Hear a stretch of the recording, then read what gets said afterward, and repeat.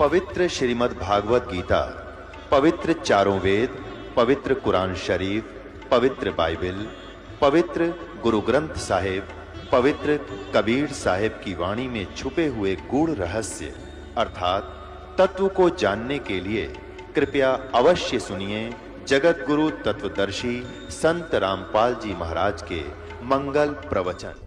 सत साहिब दर्शकों, मनुष्य अपने जीवन में जैसे जैसे आध्यात्मिकता की ओर आगे बढ़ता है, वैसे ही उसके अंदर सवाल भी बढ़ते रहते हैं। दर्शकों, ऐसी ही कहानी थी छत्तीसगढ़ के रहने वाले लुकेश जी की। लुकेश जी पहले कबीरपंथी सतनामी पंथ से जुड़े हुए थे और उसी को मोक्ष प्राप्ति की साधना जानकर कर रहे थे। लेकिन दर्शकों, आज लुकेश जी का कहना है कि असली कबीरपंथी तो मैं अब हुआ हूं। अब मुझे वास्तव में कबीर साहिब जी के ज्ञान का अनुभव हुआ है। दर्शकों, आइए जानते हैं कि आखिर लुकेश जी ने एक कबीरपंथी संत को छोड़कर दूसरे कबीरपंथी संत की शरण क्यों ग्रहण की। सुनते हैं लुकेश जी की कहानी, उन्हीं की जुबानी। नमस्कार सर। नमस्कार सर जी। सर, क्या नाम है आपका? मेरा नाम लुकेश दास है। मैं जिला राजनांदगांव छत्तीसगढ़ का निवासी हूँ। लुकेश जी, संत रामपाल जी महाराज से नाम दीक्षा आपने कब ली? संत रामपाल जी महाराज से नाम दीक्षा मैंने 1 मार्च 2014 को ली। संत रामपाल जी महाराज से नाम दीक्षा लेने से पहले आप क्या भक्ति साधनाएं करते थे?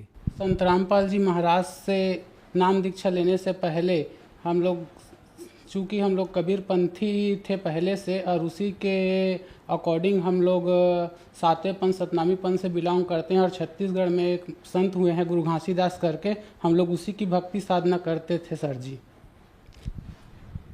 तो फिर आप संत रामपाल जी महाराज की शरण में कैसे आए? संत रामपाल जी महाराज की शरण में हम लोग ऐसे ही अचानक एक दिन पापा टीवी का चैनल चेंज करते करते संत रामपाल जी महाराज का सत्संग टीवी पे आता है, अचानक लग गया सर जी। तो उसी को देखते देखते ऐसे देखते संत रामपाल जी महाराज का ज्ञान थोड़ा समझ में आने लगा। और जो घासीदास करके छत्तीसगढ़ में संत हुए हैं उसके भक्ति करते थे, तो दोनों का ज्ञान लगभग समथिंग सेम था। लेकिन घासीदास वाले जो पंथ से हम लोग जो भक्ति करते थे वो भक्ति अधूरी थी, क्योंकि घासीदास के भी कुछ ऐसे वाणी है, क्योंकि सातवें पंथ में थोड़ा ज्ञान चतुराई का था, तो ज्ञान चतुराई के अंतर्गत घासीदास के में भी थोड़ा ज्ञान था। तो घासीदास के कुछ ऐसे वाणी जो बोलते थे वो खटकता था, और संत रामपाल जी महाराज के सत्संग सुनते थे तो दोनों का वाणी जब मैच करते थे तो सेम मतलब बात आते थे। जैसे घासीदास भी बोले हैं कि सतनाम सब कहे, सतनाम जाने ना कोई, और सतनाम जाने तो आवागमन न हो। तो संत रामपाल जी महाराज बताते हैं कि सतनाम विश्व में मेरे अतिरिक्त और किसी के पास नहीं है, ये प्रूव करके दिखाए।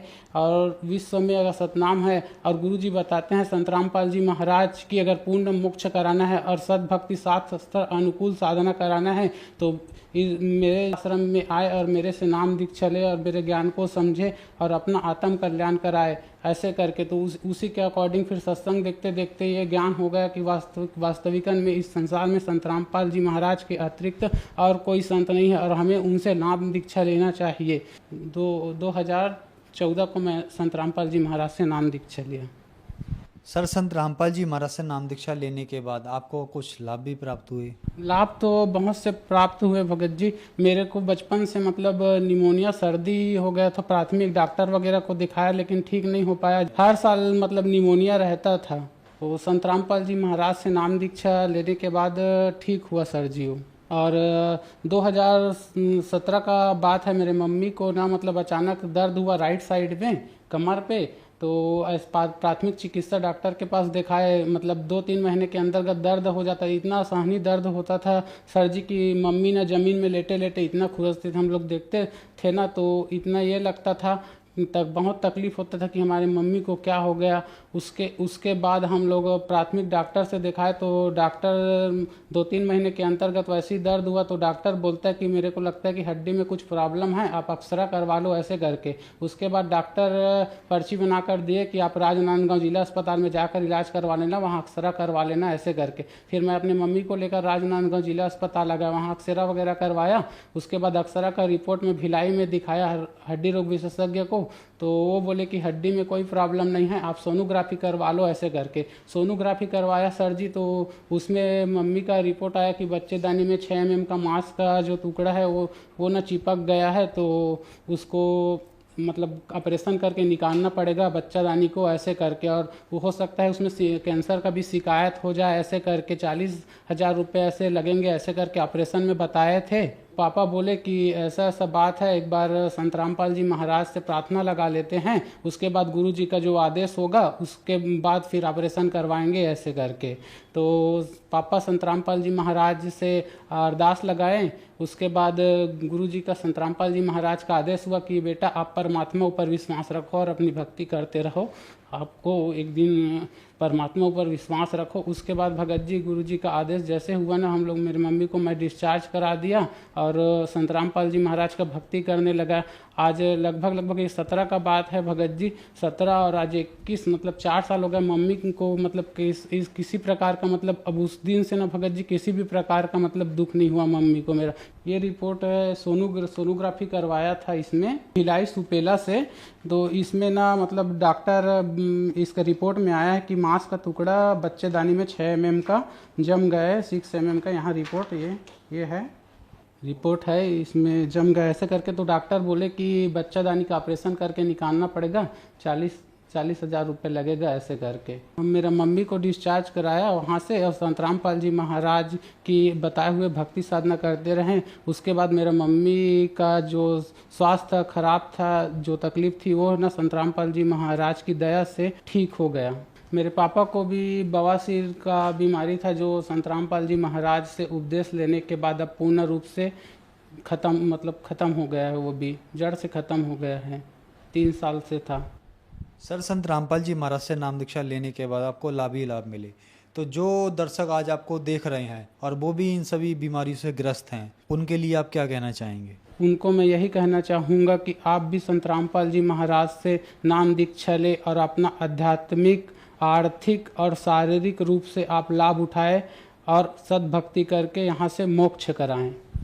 संत रामपाल जी महाराज से नाम दीक्षा कैसे ली जा सकती है? संत रामपाल जी महाराज का टीवी पर सत्संग आता है, जिसमें येलो कलर की नीचे में पट्टी चलती है, उसमें फ़ोन लाइन रहता है। आप उस नंबर पर कांटेक्ट करके आपके नज़दीक के नाम दीक्षा केंद्र का जानकारी लेकर आप वहां से नाम दीक्षा ले सकते हैं और अपने जीवन का कल्याण करा सकते हैं।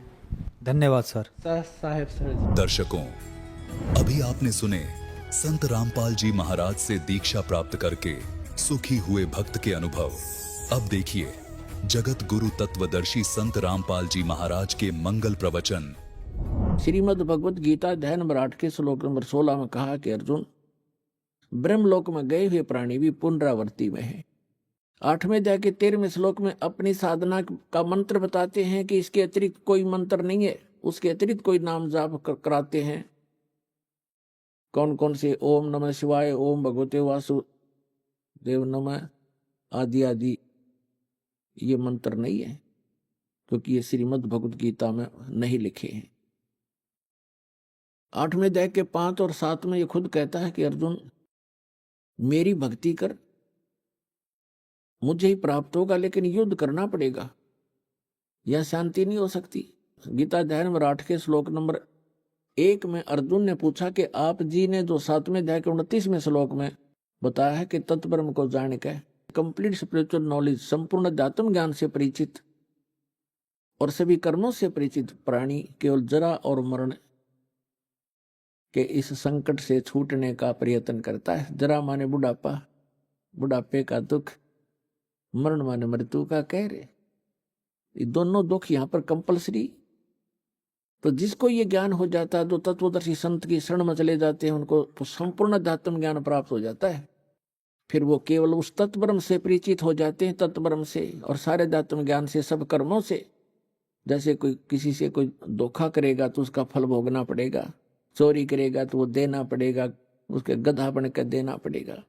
तो ये कर्मों से परिचित हो जाने के उपरांत प्राणी गलती नहीं करेगा, भूखा रह सकता है। तो फिर क्या बताया है कि अर्जुन ने पूछा 8वें अध्याय के प्रथम मंत्र में, वे किम तत्ब्रह्म, वो तत्ब्रह्म क्या है? 8वें अध्याय के 3रे श्लोक में गीता जी में गीता ज्ञानदाता कहता वो परम अक्षर ब्रह्म है, यानी गीता ज्ञानदाता से अन्य है।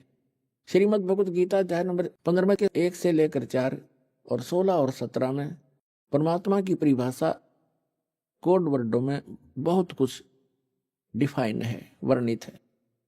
उल्टा लटका हुआ संसार रूपी वृक्ष है, ऊपर को जड़ तो पूर्ण परमात्मा है, उसका तना अक्षर पुरुष है, उसमें से एक मोटी डार निकलती है, वो सरपुरुष जानो, और उसकी 3 शाखा है, वो रजगुण ब्रह्मा, सतगुण विष्णु, तमगुण शिव जी और पात रूप संसार। ये परमात्मा ने आके बताया कि अक्षर पुरुष एक पेड़ है, सरपुरुष वा की डार और तीनों देवा शाखा है, ये पात रूप संसार। 15वें अध्याय के 4थे श्लोक में कहा है कि तत्वदर्शी संत की प्राप्ति के उपरांत 15वें अध्याय के प्रथम मंत्र में तत्वदर्शी संत की पहचान भी बता दी है कि जो संत इस उल्टे लटके हुए संसार रूपी वृक्ष के सभी विभाग बता देगा, तना कौन भगवान है, उसकी डार कौन है, शाखा कौन है, पत्ते क्या है, स वेदविद, वो वेद के तात्पर्य को जानने वाला तत्वदर्शी संत है। 15वें अध्याय के 3रे श्लोक में कहा कि उसके पश्चात उस तत्वदर्शी संत की प्राप्ति के उपरांत इस अज्ञान रूप गुत्थी को उस तत्व ज्ञान रूपी शस्त्र से काट के, उसके पश्चात 15वें अध्याय के 4थे श्लोक में कहा कि उसके पश्चात परमेश्वर के उस परम पद की खोज करनी चाहिए, जहां जाने के बाद साधक फिर लौट कर कभी संसार में नहीं आता।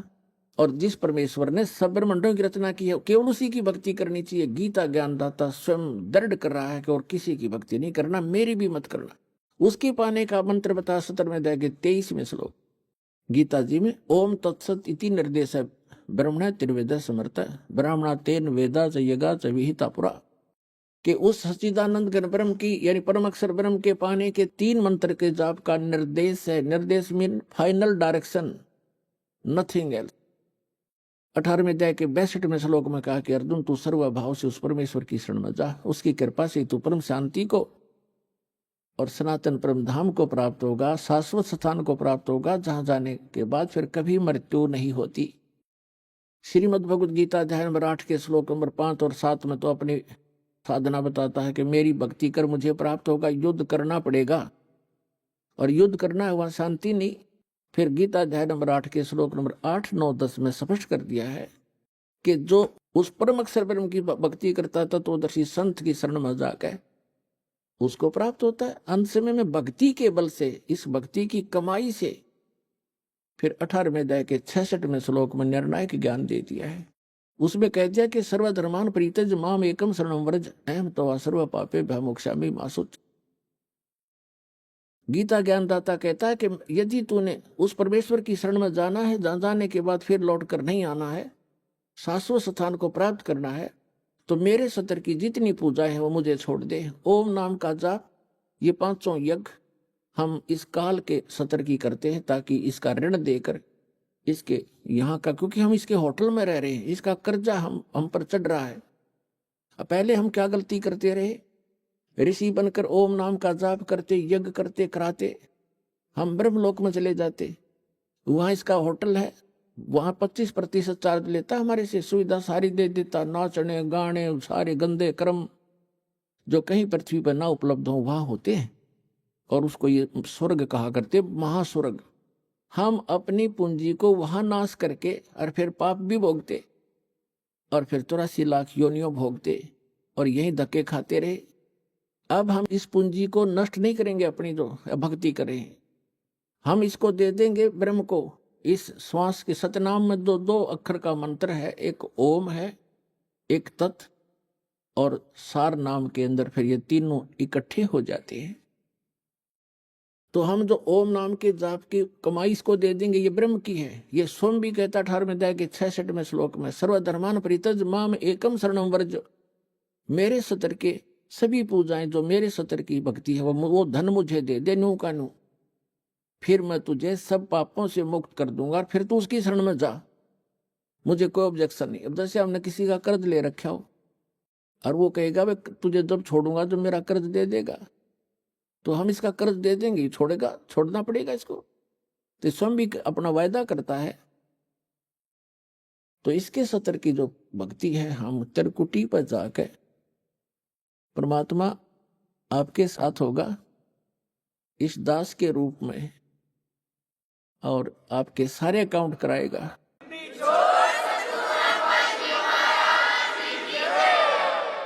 और वहां पर आपके एडवोकेट का काम करेगा परमात्मा इस दास के रूप में।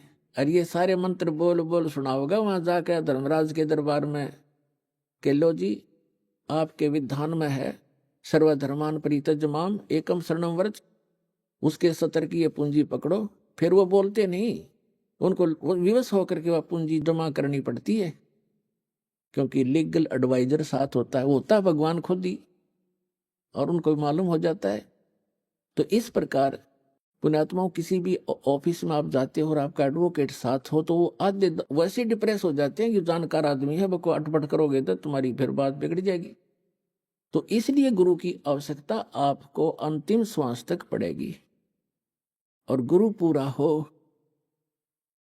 पूरा गुरु हो, उस परमात्मा से परिचित हो, उसका कृपा पात्र हो, तो वो दास है इस पृथ्वी पर आज के दिन। और ये अपना डगमग ना होना।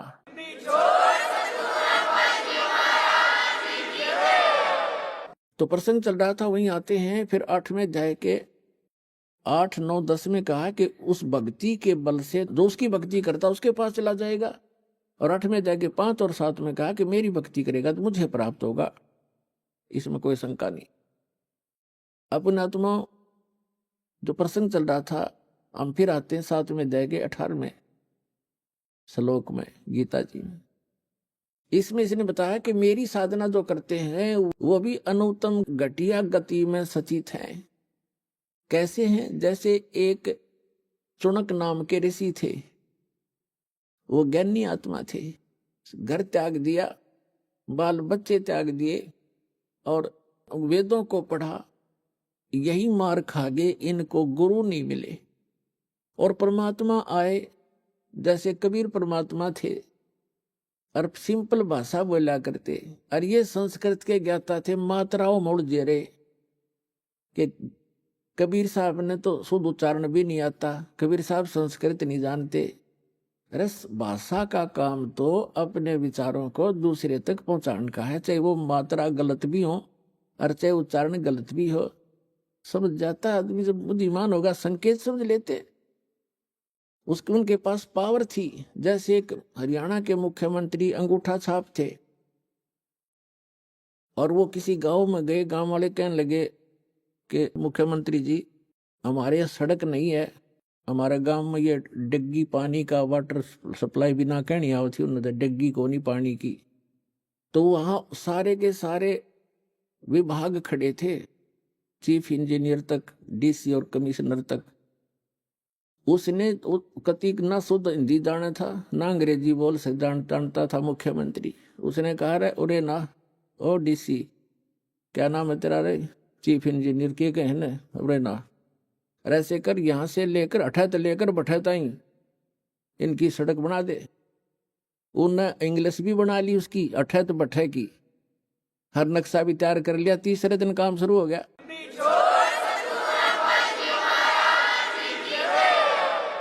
तो पुण्यात्माओं तो ये बकवास करते हैं ना, रामपाल ने संस्कृत नहीं आती, फलाना नहीं आता, ये तो वही हैं नकली। दास के पास वर्ड पावर है उस परमात्मा की दी हुई।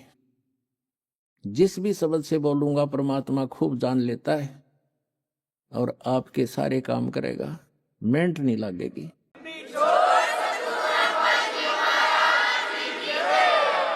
शनुक नाम का एक ऋषि था, उसका यह बात समझ में ना आई, क्योंकि उनको गुरु नहीं मिला। और गुरु मिले, कहते हैं चारों युग में मेरे संत पुकारे, और को के कहा हम हेल रे, हीरे माणिक मोती बरसे, ये जग चुगता डेल रे। परमात्मा कहते हैं हम चारों युग में आका आवाज लगाई, जगह जगह खड़े होकर चौराहों पर,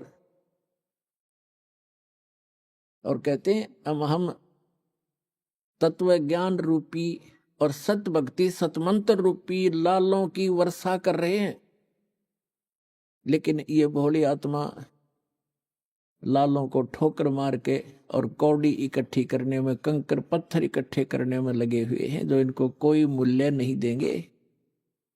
कहते हैं पर भी लेन जात है दुनिया, हमरा ज्ञान किने ना सुनिया। ये जाते हैं वो तालाब में नहाने के लिए, पर भी लेने के लिए। हाय हाय, हमने देखे ये एक जींद के पास में पिंडारा गांव है, पिंडारा, और उसमें एक जोड़ है, तालाब, और उसमें नहाने जाते हैं कल्याण के लिए, उसको पिंडारा तीर्थ कहते हैं। वहां देखा हमने ऐसा जल उसका गर्मियों में, उसमें गधा भी ना बढ़े। अरे ये श्रद्धालु उसमें लौटे, थोड़ा सा पानी लेके न्यू न्यू करें, वो पानी घना था नहीं, सारे नु ला के कल्याण हो जाएगा, क्योंकि मोक्ष के लिए भटक रही है आत्मा। तो परमात्मा कहते हैं पर भी लेन जात है दुनिया, हमरा ज्ञान किन्हें ना सुनिया।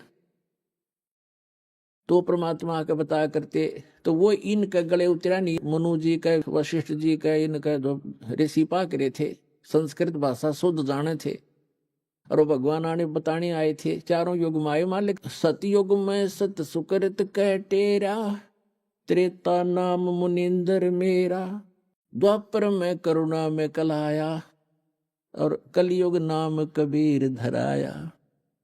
चारों युग में हम आए। सतयुग में सत सुकृत नाम था परम पिता का, त्रेता में मुनिंदर ऋषि नाम से आए और समझाने की चेष्टा की, लेकिन इन संस्कृत के ज्ञाताओं ने मात्राओं में उलझे हुए इन अज्ञानियों ने उस लाल को पहचाना नहीं, और कहते द्वापर में हम करुणा में नाम से आए थे, एक बाल्मीक के को मिले थे, ऐसे ही जैसे कलयुग में एक धानक को, जुलाहे को मिले थे कमल के फूल पर। ऐसी लीला करते हैं प्रत्येक युग में परमात्मा। और कलयुग में कबीर नाम से आए थे। तो ये क्या बताते हैं परमात्मा कि हम चारों युग में आते हैं, और ये मात्रा की व्याकरण की भक्ति करने वाले ये भगवान को पहचान नहीं पाते। तो क्या बताते हैं परमात्मा ने बताया है कि हम चारों युगों में आते हैं, लेकिन ये पहचान नहीं पाते। तो उस चुनक ऋषि ने अपने आप निष्कर्ष जैसा भी सुना था ब्रह्मा से या किसी अन्य ऋषि गुरु से, ये फाइनल मान लिया कि ओम नाम है पूर्ण ब्रह्म का, कंप्लीट गॉड का। और उसके साथ साथ एक समय जब ब्रह्मा जी कमल के फूल पर इस काल ने धोखे से बैठा दिए, उससे पहले का उसका जीवन ब्रह्मा जी को कुछ नहीं मालूम है, कैसे जन्म हुआ, कहां से आ गया। कमल के फूल के ऊपर वो बैठा पाया, तब उसने सोचा सब पानी ही जल है, अब यहां मैं कैसे उत्पन्न हो गया। तो आकाशवाणी कर दी इस काल भगवान सरपुरुष ने, इनके पिता ने क्या कहा कि तप करो तप करो। 1000 वर्ष तक ब्रह्मा जी ने तप किया, फिर कहा सृष्टि करो। अब उनकी बैटरी चार्ज कर दी सिद्धियों से, तब से सिद्धियां आती हैं, और सिद्धियों से यहाँ के जंतर मंत्र इसी को, इन्हीं खिलौनों से खेल कर प्रसन्न है।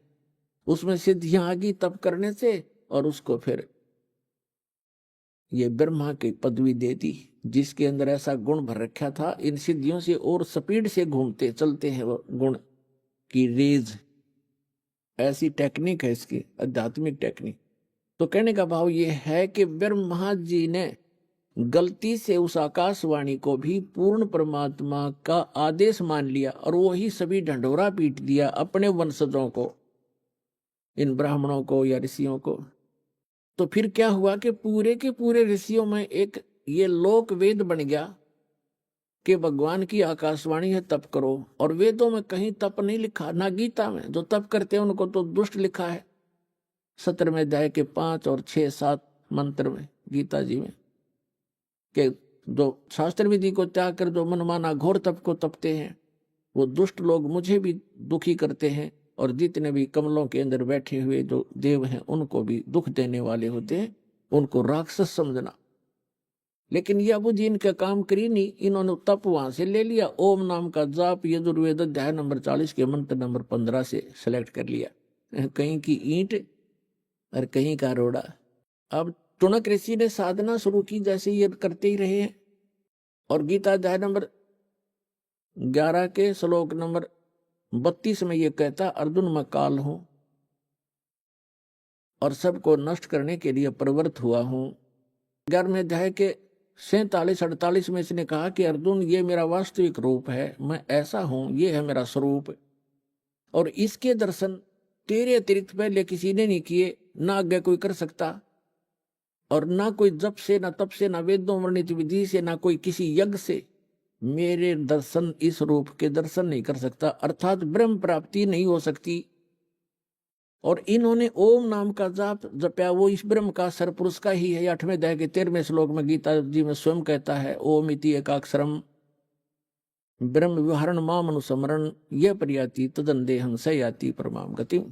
तो इन्होंने इस ओम नाम का जाप किया, और ये 11वें अध्याय के 47-48 में इनका अकल काम करी नहीं। गीता जी में जो कहता है, मेरी प्राप्ति, मेरे इस रूप का दर्शन, अर्थात मेरी प्राप्ति, ब्रह्म प्राप्ति, ना वेदों वर्णित विधि से, न जप से, न तप से, न किसी यज्ञ से किसी प्रकार भी नहीं हो सकती।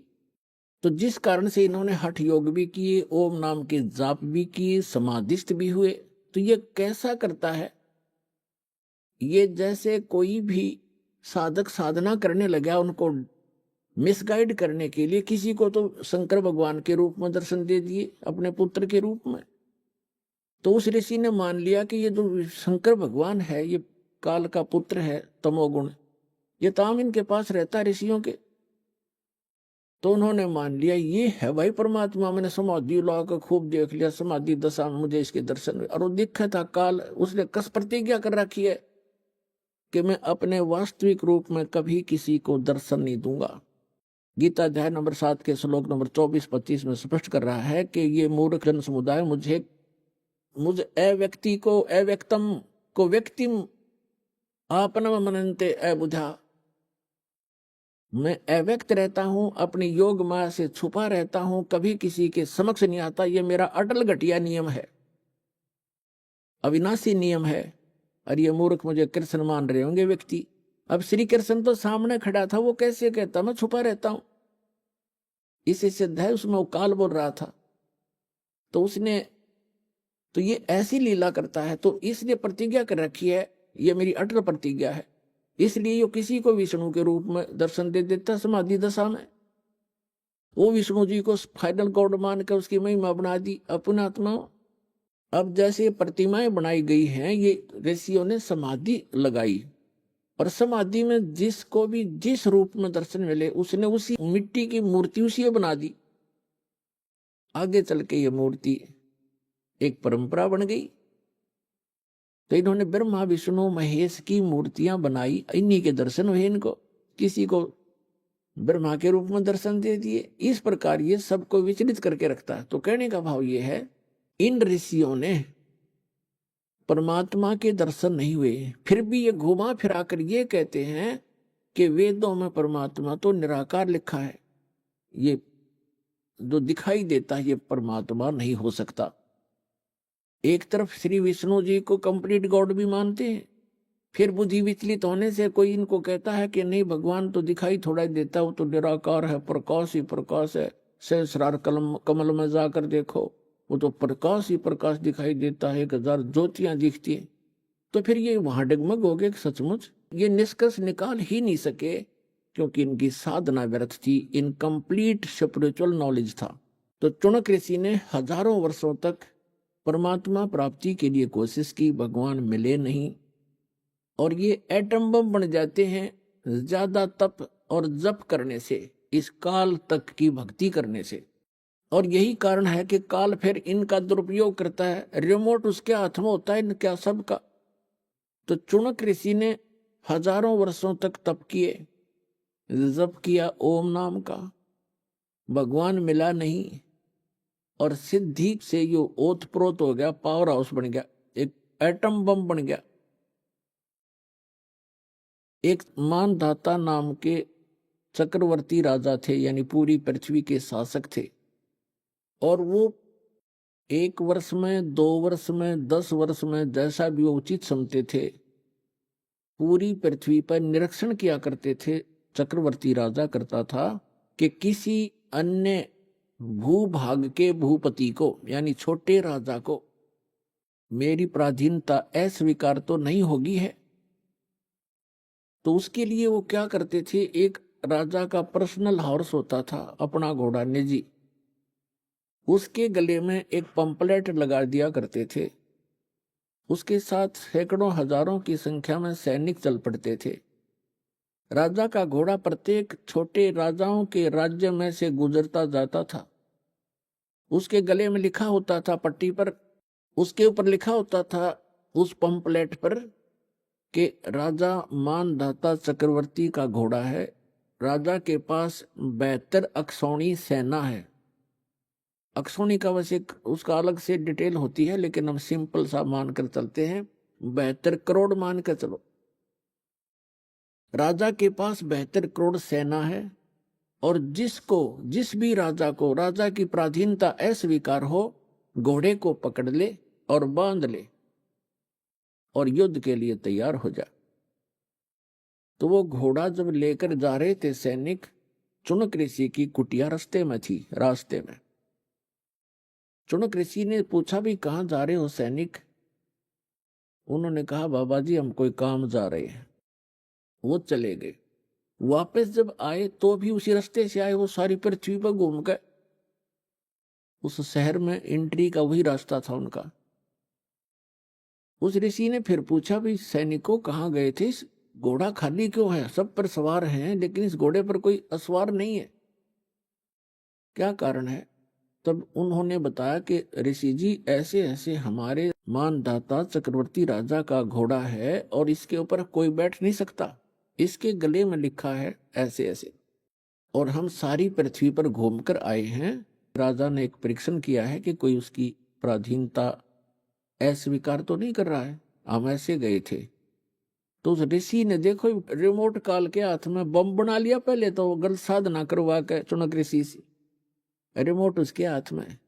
अब ये मन कौन है? ये मन एलिमेंट है, उस काल का एक अंश है, आत्मा उस दयाल की अंश है। अब देखो ऋषि के मन में उसने रिमोट से ऑन कर दिया। ऋषि के मन में आ गया कि राजा तो अपने आप को बड़ा अहंकारी हो गया है, इसको इतना अभिमान हो गया, इसका अभिमान ठीक करना चाहिए। अब ऋषि ने कहा कि सैनिकों, यदि मैं तुम्हारे राजा का युद्ध स्वीकार कर लूं तो क्या हो? तो सैनिक ही होते हैं, सूरवीर होते हैं, उनके बोलने की शैली भी कड़क होती है। वो कहने लगे, रे कंगले, तेरे दाने खाने को नहीं, अपनी जपले माला चुप करके हैं, और युद्ध करेगा तो मानधाता चक्रवर्ती के साथ, तेरी क्यों साथ सामत आई है? बदले अपनी माला बदले। अब ऋषि जी का और दूना दुख हो गया कि इसके सैनिक इतने अभिमानी हैं, तो राजा तो पता नहीं क्या होगा, इसको सेट करता हूं। तो चुनक ऋषि ने कहा कि भाई मैंने स्वीकार कर लिया तुम्हारे चक्रवर्ती राजा का युद्ध, और इस घोड़े ने बांध दो मेरी कुटिया के इस पेड़ के। अब वो सैनिक तो तैयार बैठे थे, बांध दिया घोड़ा तुरंत। अगले अभी आए ऋषि जी, हम एक आज्ञा ले आते हैं राजा की। अब राजा को जाकर बताया कि ऐसे ऐसे एक चुनक नाम के ऋषि ने आपका युद्ध स्वीकार कर लिया। राजन, मंत्री सलाहकार होते हैं, वो कहते हैं देखो आज एक आदमी की हिम्मत, एक ने सिर उठाया है राजन, कल न कोई और भी बकवाद कर देगा, धीरे धीरे क्रांति आ जाएगी। और कहते हैं बुराई को शुरुआत में ही नष्ट कर देना चाहिए। तो राजा ने कहा ठीक है जाओ। तो राजा ने अपनी सेना की 3 विभाग कर दिए, 3 बटालियन बना दी, और एक टुकड़ी में 18 करोड़ सेना भेज दी एक ऋषि को मारने के लिए। उधर से उस काल के पुजारी ने, चुनक ऋषि ने, ब्रह्म के साधक ने, सारे जीवन में जो डले ढोए थे उसकी 4 पुतली बना ली, 4 परमाणु बम बना लिए वचन से। पुणात्माओं, जो आध्यात्मिक मार्ग है, जो साधना ऋषि करते हैं, ये भगवान से ही कुछ पावर कलेक्ट कर लेते हैं, और वो तो समर्थ है जिसके वचन से सारे ब्रह्मांड चल रहे, सब जीव बन गए, सब पशु पक्षी बन गए, बन रहे हैं, उसी तरह क्रिया कर रहे हैं, वो तो उसके वचन की शक्ति से। और उसी में से थोड़ी सी सिद्धि यानी हल्दी की गांठ प्राप्त करके ये मनुष्य भगवान बन बैठता है। तो चुनक ऋषि ने उस सारे जीवन में जो डले डोए थे, जो कंकर पत्थर इकट्ठे करे थे सिद्धियों के, उसकी 4 पुतली बना दी, 4 एटम बम बना दिए, परमाणु बम। एक पुतली छोड़ दी, उसके इतने टुकड़े हो गए एक पुतली के, और उस 18 करोड़ सेना का सेकंडों मिनटों के हिसाब में नाश कर दिया, कत्लेआम कर डाला। राजा ने दूसरी टुकड़ी भेज दी, ऋषि ने अपना दूसरा परमाणु छोड़ दिया, 72 करोड़ सेना का नाश कर दिया उस काल के पुजारी ने। अब गीता अध्याय नंबर 7 के श्लोक नंबर 18 में गीता ज्ञानदाता कहता है, ये ज्ञानी आत्मा है तो उदार अच्छी आत्मा है, चले थे भगवान पाने के लिए, लेकिन ये मेरे वाली अनुतम अटल अटल अनुतम, यानी मेरे वाली ही अनुतमाम अति घटिया गति में स्थित रहे। अब देखो, चुनक ऋषि ने 72 करोड़ सेना का नाश कर दिया। उन आत्माओं, चाहे कोई तीर तो मार दे, कोई तलवार से काट दे, कोई गोली लाठी तो मार दे, पत्थर तो मार दे, उसको उतना ही पाप लगता है। और चाहे कोई वचन से मार दे, उसका वो हथियार है तो उतना ही अपराधी है जितना के गोली से मारने वाला होता है। अब पूरी पृथ्वी पर चुनक ऋषि की महिमा होगी, लेकिन उस कमबख्त ने ये नहीं पता तेने तो अपने भविष्य में बबुल बिजली। अब यहां परमात्मा कहते हैं 72 अक्षौणी अक्षय करी चुनक ऋषि स्वर एक, ये दे धारे जोरा फिर ये सभी काल के वेख। सूक्ष्म वेद में बताया परमात्मा ने कि 72 अक्षौणी अक्षय करी, 72 अक्षौणी का नाश कर दिया उस चुनक ऋषि स्वर एक। पुण्यात्माओं, ये सूक्ष्म वेद की वाणी कोई बालकों की नहीं है, ये इतना गूढ़ रहस्य छुपाए हुए हैं अपने अंदर। ये इन आज तक के ये कबीर पंथीर फलाने इन रोज पढ़ते थे, गरीबदासी इनका कख भी समझ में नहीं आया। चुनक ऋषि स्वर एक, ऋषि स्वर जैसे मुनि मुनिवर, ऋषि ऋषिवर, ऋषि स्वर यानी ऋषियों में श्रेष्ठ, उन श्रेष्ठों में भी श्रेष्ठ, परम श्रेष्ठ ऋषि। उस परम श्रेष्ठ ऋषि के ये काले कर्म है, ये कर्तव्य है काले कारनामे। क्या बताते हैं कि 72 अक्षौणी अक्षय करी चुनक ऋषि स्वर एक, उस अकेले ने 72 करोड़ का नाश कर दिया। और फिर बताते हैं दे धारे जोरा फिरे, जोरा माने मौत, क्या ये चलती फिरती मौत है तुम जिनको ऋषि कहा करते थे। ये दे धारे जोरा फिरे, जोरा माने मृत्यु, ये सभी काल के भेख। दुर्वासा नाम के ऋषि थे, ये काल की साधना करके ओम नाम तक की, और ये भी सिद्धि युक्त हो गए। एक बार श्री कृष्ण जी के पुत्र प्रद्युम्न सहित और कुछ अन्य यादवों ने जाकर दुर्वासा ऋषि के साथ मजाक कर दिया, एक गर्भवती लड़की का सांग बना लिया, प्रद्युम्न को गर्भवती लड़की जैसा स्वांग कर लिया, उसके पेट पे एक कढ़ा बांध लिया, छोटा सा कढ़ा जैसे छोंक छांक लान की हुआ कर कढ़ाई सूखी सब्जी बनाने की, और ऊपर का कपड़ा लपेट दिया, लोगड़ लगा दिया, बांध दिया, और लड़कियों वाले वस्त्र पहना कर ले गए। एक उसका नकली पति बना लिया, और द्वारका के बाहर बनी में जंगल में दुर्वासा भक्ति कर रहा था, दूना लाए बैठा था। तो सबको ये हो गया था नगर में कि बड़ा पहुंचा हुआ ऋषि है, भविष्य भूत और वर्तमान की सारी जानता है। श्री कृष्ण जी की आड़ में अभिमानी हो गए थे यादव सारे, वो श्री कृष्ण तो ऊपर किसी ने नहीं मानने थे। फिर भी जैसा तत्व ज्ञान की कमी से इतनी त्रुटियां सभी में आ जाती हैं, तो वो इकट्ठे होकर चले कि भी चलो दुर्वासा की परीक्षा लेते हैं, ये कैसा बहुत भविष्य की जानता है। दुर्वासा जी के पास जाकर कहने लगे कि महाराज जी, इनके बहुत दिनों के बाद विवाह के 10-20 वर्ष के बाद परमात्मा ने सुनी है, और ये इसकी पत्नी है, इसको गर्भ रहा है।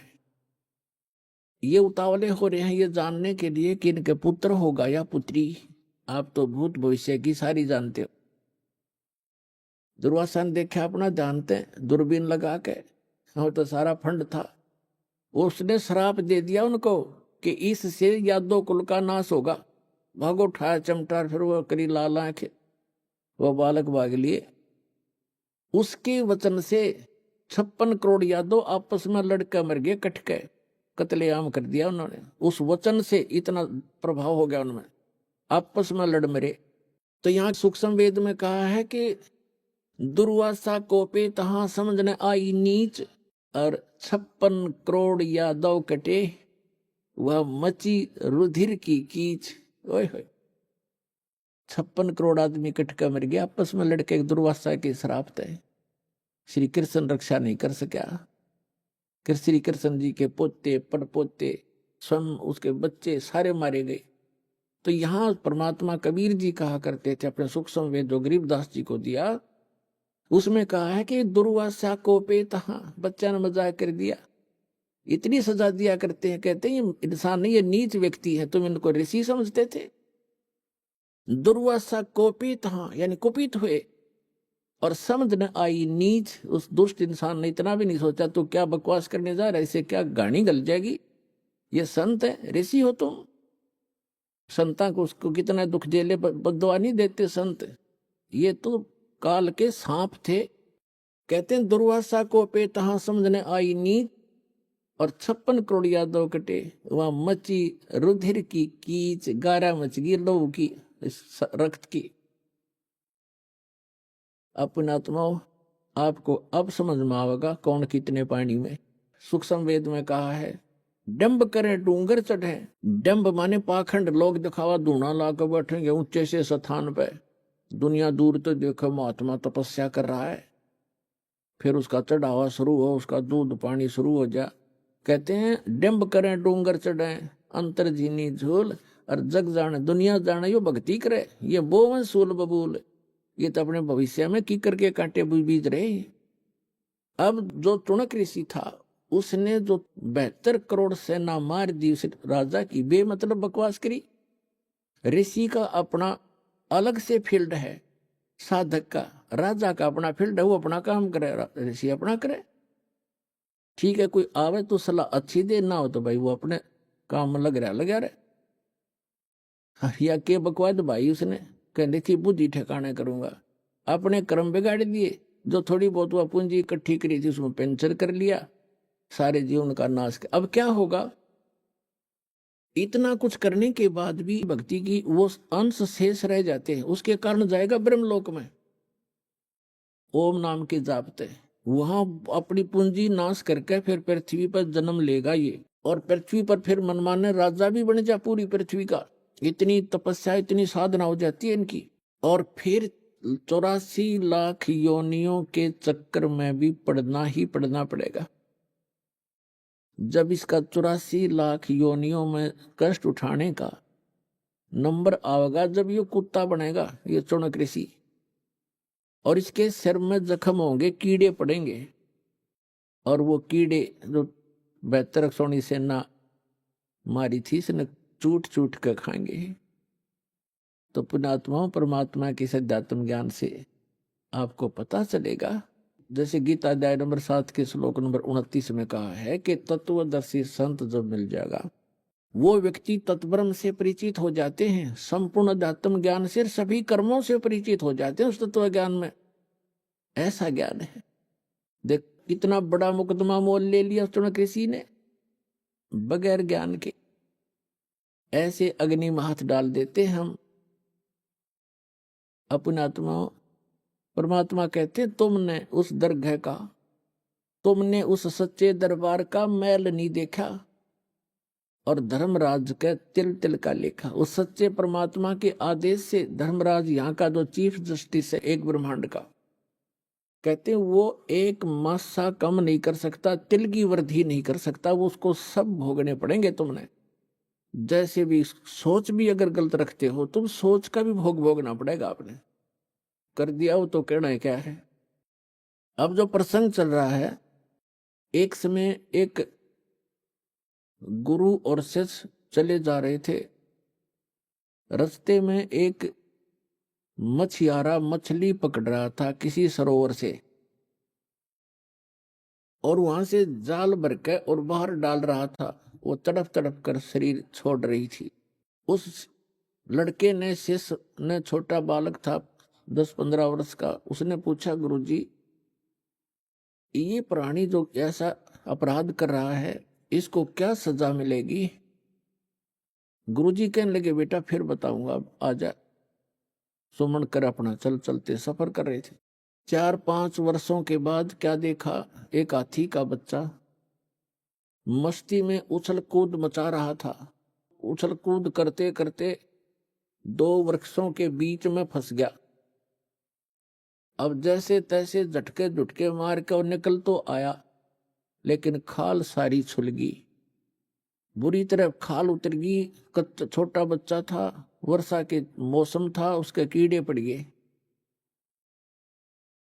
सैकड़ों की हजारों की सलाखों की संख्या में कीड़े उसको मोटे मोटे कीड़े खान लग रहे और वो चिल्ला हुआ बुरी तरह। अब वो दोनों गुरु शिष्य फिर चले जा रहे थे। वहां उस शिष्य ने पूछा, गुरुदेव इस प्राणी ने कौन से जन्म में ऐसा कर्म कर दिया जो इसको ये कीट खा रहे हैं, ये चिल्ला रहा है? तब उस गुरुजी ने बताया, बेटा जो मछियारा था ना, जो मछियां पकड़ रहा था और वो मछियां तरफ तरफ कर जीभ छोड़ रही थी, प्राण त्याग रही थी, ये हाथी का बच्चा वो मछियारा है और ये कीड़े वो मच्छी हैं। आज अपना टेट फॉर टेट ये भोग रहा है, प्राप्त कर रहा है। तो पुण्यात्माओं परमात्मा कहते तुमने उस दरगाह का मैल नहीं देखा और धर्मराज के तिल तिल का लेखा। उस भगवान के दरबार में, यानी धर्मराज के दरबार में एक एक तिल का हिसाब होगा आपका, पाई पाई का, एक एक नए पैसे का। अब हम आते हैं जो दास आज आपको सत्संग सुनाने चाह रहा था, अभी तो भूमिका बनी है। श्रीमद् भगवद गीता अध्याय नंबर 7 के श्लोक नंबर 19 में कहा है, बहुनाम जन्मान नाम अंते ज्ञानवान माम परपदते। बहुनाम जन्मा नाम अंते, यानी बहुत बहुत जन्मों के अंत के किसी जन्म में, ज्ञानवान माने ये ज्ञानी आत्मा, माम माने मुझ ब्रह्म को भजते हैं। बहुनाम जन्मानाम अंते ज्ञानवान माम परपदते। और वासुदेवम सर्वमिति सहमात्मा सुदुर्लभ है। क्या बताते हैं? बहुनाम जन्मानाम अंते, बहुत बहुत जन्मों के किसी अंत के जन्म में ये ज्ञानी आत्मा ब्रह्म तक इनकी बुद्धि पहुंचती है, ब्रह्म तक। ये बताने वाला महात्मा तो सुदुर्लभ है कि वासुदेव ही सब कुछ है, वही सर्व सबका उत्पन्न करने वाला है, सर्व उत्पादक है, वही सबको पूज्य है, वही पाप नाशक है और वही इष्ट रूप में बना कर पूज्य है। ये बताने वाला कि वासुदेव सर्वमिति, यह बताने वाला कि वासुदेव ही सब कुछ है। ये तो कंटिन्यू ज्ञान चल रहा है। पहले तो तीनों गुणों ब्रह्मा विष्णु महेश तक की भक्ति को खुद रिजेक्ट कर दिया, अपने सतर की तीनों की भक्ति को रिजेक्ट करके ब्रह्म कह रहा है ये काल श्री कृष्ण में प्रवेश करके कि मेरी भक्ति केवल ज्ञानी आत्मा करते हैं, और वो भी मेरे सही ज्ञान को ना समझ कर मेरे वाली ही घटिया अनुतम इस गति में स्थित रहे। हो गया स्पष्ट?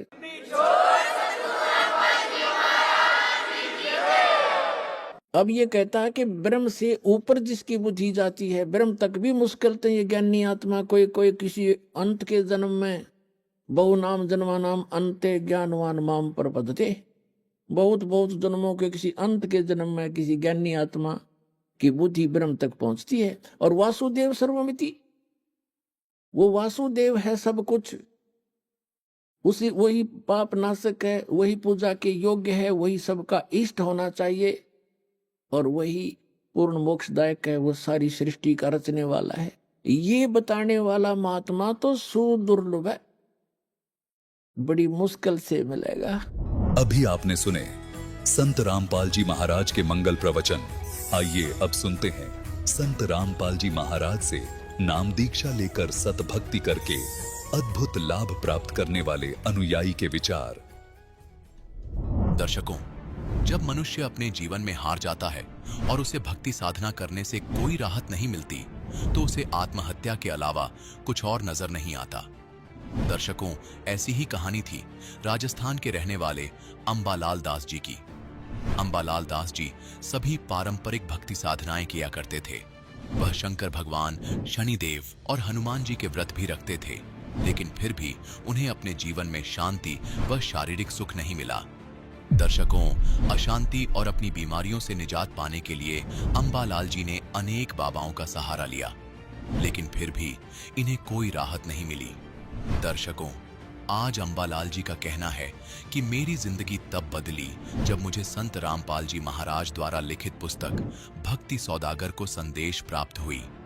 दर्शकों, आखिर संत रामपाल जी महाराज अपनी पुस्तकों में ऐसा क्या लिखते हैं कि जो भी इनके द्वारा लिखित पुस्तक पढ़ता है वह सतलोक आश्रम की ओर खींचा चला आता है। वह अपनी सभी भक्ति साधना त्याग कर संत रामपाल जी महाराज द्वारा बताई गई भक्ति साधना अपना लेता है। दर्शकों, आइए जानते हैं कि जो भक्ति साधना आज अंबालाल जी कर रहे हैं, क्या उससे उन्हें कोई राहत मिली? क्या आज वह सुखी है? आइए जानते हैं इसकी सच्चाई क्या है। सुनते हैं अंबालाल जी की कहानी उन्हीं की जुबानी। सर नमस्कार। नमस्कार सर। सर क्या नाम है आपका? अंबालाल जाट। अंबा जी कहाँ से आए आप? राजसमंद जिला राजस्थान के अंदर आमेर तहसील गांव, छोटा सा गांव पनौतिया गांव से। सर संत रामपाल जी महाराज जी की शरण में आने से पहले आप क्या भक्ति साधना करते थे? संत रामपाल जी महाराज की शरण में नहीं आने से पहले मैंने सबसे पहले शंकर भगवान की भक्ति करी और सुबह पहले दूध से स्नान कराना और वो धतूरा फूल वगैरह चढ़ाना और 5 बजे 4 बजे उठना और उनकी भक्ति करनी, उनकी सेवा करनी। उससे भी मेरे को राहत नहीं मिली और वो कोई भगवान का कोई लाभ नहीं मिलने से मैं वहाँ से थक के फिर मैंने शनि महाराज की चालू करी। शनि महाराज के वहाँ पर सेठ जाना, तेल चढ़ाना, उनका मतलब जो ये ज्योतिष वालों को उसका जाप का पैसा देना, खूब प्रयत्न किया, वहाँ से भी राहत नहीं मिली। फिर उसके बाद में मैंने हनुमान जी की भक्ति करी। हनुमान जी की भक्ति करने से भी मेरे को राहत नहीं मिली और मैंने घर त्याग कर हनुमान जी की तो भक्ति ऐसे करी कि मैंने घर त्याग कर 5-6 महीना होती मैं उस बाबा के साथ ही रह गया। वहाँ पर भी राहत नहीं मिलने से फिर वहाँ से उस बाबा का कुछ लक्षण आचरण सही नहीं लगा तो मैं वहाँ से भी फिर चल के वापस मैं जहाँ मजदूरी नौकरी करता था वहाँ चला गया।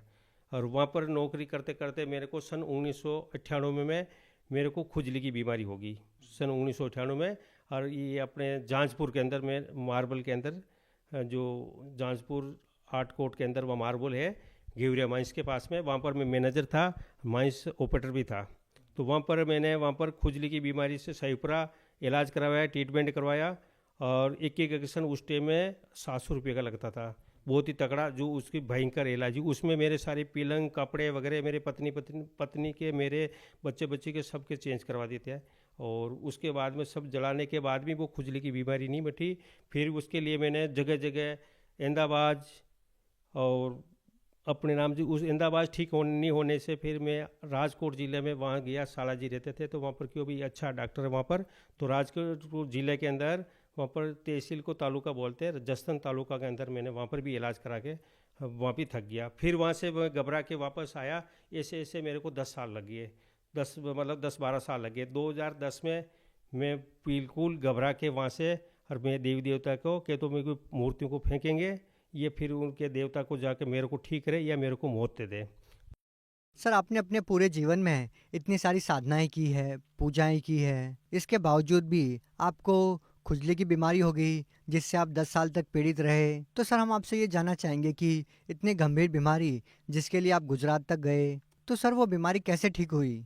वो बीमारी सर ऐसे हुई थी कि मैं एक मकान बनाया था संत रामपाल जी महाराज की दिया से, पर नाम तो नहीं लिया था, पर मैं उसको परमात्मा मानते थे।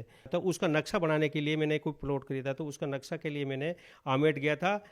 आमेट के अंदर एक भैरू लाल जी है जो उनको नक्शा बनाते थे, वो रामपाल जी महाराज के शिष्य थे। वहाँ पर एक पुस्तक मिली थी भक्ति का सौदागर, उस पुस्तक को पढ़ी और उनसे प्रार्थना करी कि भाई गुरु जी है और ये जिंदे है, ये जो तुम्हारी बीमारी वहाँ काट सकते हैं। तो फिर उसके बाद में सर मैंने वो उस भैरूदास जी से मैंने पुस्तक ली भक्ति के सौदागर। तो फिर ये पुस्तक मिलने के बाद में मेरे को ये विश्वास हुआ कि भाई ये अंतिम संत है, और बहुत सारे संतों के पास तो मैं जा चुका हूँ। अंतिम सहारा लिया मैंने, भाई अगर के तो मेरे बचूँ तो इन संत जी से बच सकूँ, नहीं तो अब तो मेरी मृत्यु को मैं आत्महत्या कर लूँगा। इस बीमारी से इतना तंग आके अंतिम सहारा लेकर संत रामपाल जी महाराज की शरण में मैं गया बरवाला, और बरवाला आश्रम में 24 सितंबर 2010 को सतगुरु रामपाल जी महाराज से मैंने नाम दीक्षा ली। सर संत रामपाल जी महाराज जी से नाम दीक्षा लेने से पहले आपने अपनी बीमारी के इलाज के लिए काफी रुपए खर्च किए, तो सर क्या संत रामपाल जी महाराज जी से जब आपने नाम दीक्षा ली तो उसके लिए भी आपको कोई पैसे देने पड़े? संत रामपाल जी महाराज ने नाम दीक्षा तो के पैसे तो नहीं लिए सर, वहाँ पर खाने पीने की सारी व्यवस्था फ्री है और नाम दीक्षा मेरे को गुरुजी ने फ्री में बख्शिश दी थी और मेरा जीवन दान और ही बख्शिश में दिया।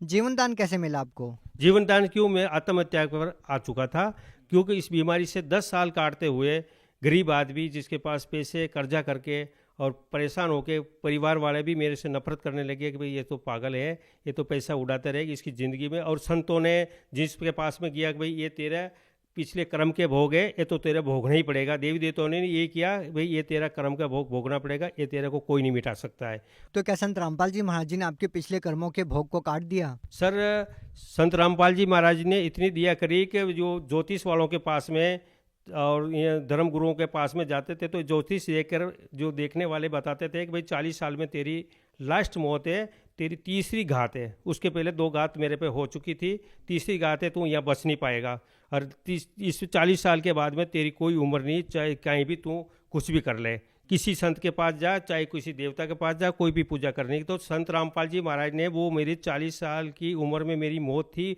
उसको काट दी। और आज मैं आपके सामने सदगुरु रामपाल जी महाराज से की दिया से मेरे कोई बीमारी नहीं कोई कष्ट, और मेरे शारीरिक आर्थिक और मानसिक सारे लाभ संत रामपाल जी महाराज की कृपा से मिल गए। सर संत रामपाल जी महाराज जी के बारे में यह कहा जाता है कि उनकी बातें बिल्कुल सच साबित होती है और उनके अनुयायियों को काफ़ी सारे लाभ मिलते हैं, जीवन दान मिलता है। सर लेकिन भगत समाज ये जानना चाहता है जो उनको सांसारिक दिक्कतें आती हैं, कोई कर्जा होता है उनके ऊपर या कोई बीमारी होती है, क्या उनका निवारण भी संत रामपाल जी महाराज जी कर सकते हैं? आप क्या कहना चाहेंगे? बिल्कुल सत्य जी, सदगुरु रामपाल जी महाराज जी किसी प्रकार का कर्जा हो वो कर्जा भी इस दास का भी उतार दिया सर। मैं क्योंकि पैसा मेरे को 10-12 हज़ार रुपये उस टाइम में सन 1998 में मिलते थे, वो 10-12 हज़ार तो खर्च तो कहीं चले जाते, मैं किसी को उधारा दे जाता था, उधार से मेरा झगड़ा हो जाता था, नहीं वो पैसे मेरे को प्राप्त होते थे और उल्टा मेरा खर्चा और माते हो जाता था और घर में बीवी बच्चे सारे दुखी हो जाते थे। सदगुरु रामपाल जी महाराज के दिया से मैं आर्थिक रूप से एकदम संपन्न है, आज मेरे पर कोई कर्जा नहीं है संत रामपाल जी महाराज की दिया से। सर जैसा कि आपने बताया कि संत रामपाल जी महाराज जी ने आपको इतने सारे लाभ दिए, आपकी 10 साल पुरानी खुजली की बीमारी को ठीक कर दिया, आपका इतना पुराना नशा छुड़वा दिया, तो सर एक संत जो आपको इतने सारे अद्भुत लाभ दे रहा है, सर संत रामपाल जी महाराज ना किसी संत बाबाओं की तरह दाढ़ी रखते हैं, ना भगवा वस्त्र धारण किए हुए होते हैं, एक सिंपल सा दिखने वाला संत इस तरह से अद्भुत लाभ अपने शिष्यों को दे रहा है, तो सर आज का जो भगत समाज है वो संत रामपाल जी महाराज को कैसे पहचान पाएगा? संत रामपाल जी महाराज जी को सर बहुत अच्छा सवाल पूछा आपने, ये बहुत ही एजुकेट के लिए, बहुत समझदारों के लिए, पढ़े लिखे के लिए बहुत ही अच्छा प्रश्न पूछा आपने। हाँ सर, मैं युवा वालों को ये कहना चाहता हूँ कि भाई आज के टाइम में संत रामपाल जी महाराज की अपन बता रहे हैं सत्संग के अंदर कि भाई अपन पढ़ाई के अंदर क्यों पढ़ाई की जाती है कि उसकी जीवन में रोजगार के लिए वो पढ़ाई की जाती है। 12 साल उदीप वो पढ़ाई में बगाड़ता है, 12 साल के बाद में पढ़ाई में बगाड़ने के बाद में उसको नौकरी मिले या नहीं मिले कोई गारंटी नहीं, पर संत रामपाल जी महाराज के लिए थोड़ा सा समय दो। संत रामपाल जी महाराज की सत्संग फेसबुक पे, यूट्यूब पे और संत रामपाल जी महाराज की बहुत सारे चैनलों पे सत्संग आ रही है, उस पर संत रामपाल जी महाराज से ज्ञान सुनकर, सत्संग सुनकर, पुस्तक पढ़कर और फिर संत रामपाल जी महाराज की गुरु दीक्षा ले, उनकी शरण में आए और अपना जीवन सफल कराए। जी बहुत बहुत धन्यवाद। धन्यवाद सर।